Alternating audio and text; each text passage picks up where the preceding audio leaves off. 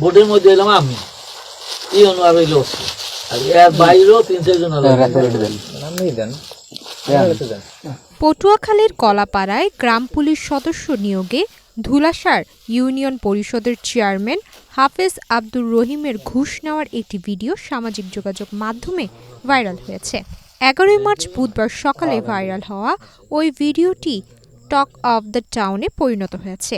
তবে ফাঁসানোর জন্য এ ঘটনা ঘটানো হয়েছে এবং টাকাগুলো ফেরত দেওয়ার দাবি করছেন চেয়ারম্যান আব্দুল রহিম।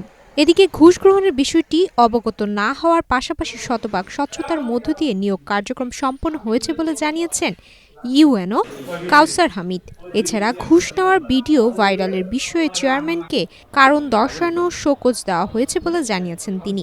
নিয়োগের ব্যাপারে আমি আগেই বলছি যে এই ব্যাপারে আমার কোনো হাত নাই, সম্পূর্ণ ইউএনও স্যারে পরীক্ষা নিয়ে সর্বোচ্চ নাম্বার যে পাইবে তাকেই নিয়োগ করবে এবং তার পছন্দ মতো সর্বদিক থেকে ফিটেস্ট তার মাপে তারপরে তার দক্ষতায় পরীক্ষায় যে হইবে।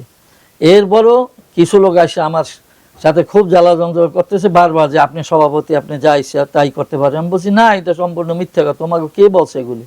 সভাপতি ইউএনও স্যারে, আমরা সাধারণ একজন সদস্য নিয়োগ বোর্ডের, ওসি স্যারে আছে, আমি আছি।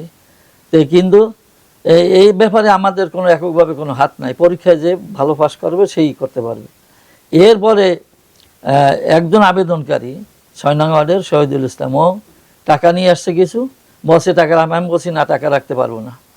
সে খুব করছে, এই টাকা তার মোকাবিলায় অন্য সাক্ষী আছে, সাক্ষীর মোকাবিলায় তার টাকা তাকে ফেরত দিছি, আমি টাকা রাখি নাই এবং সে সাক্ষীও আছে।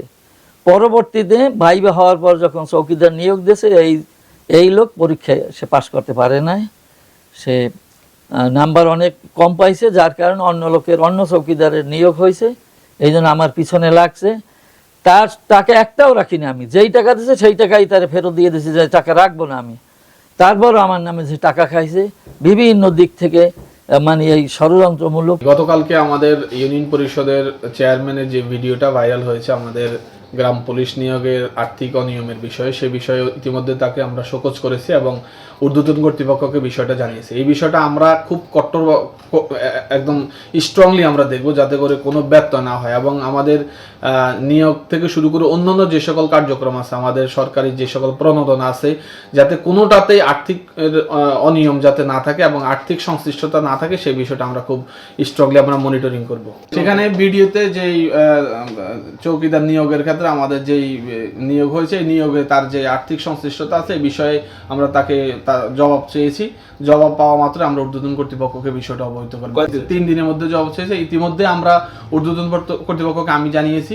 তারপরেও আগামী তার শোকজের জবাবের পরিপ্রেক্ষিতে আমরা আবার বিষয়টা অবহিত করব, লিখিতভাবে অবহিত করব।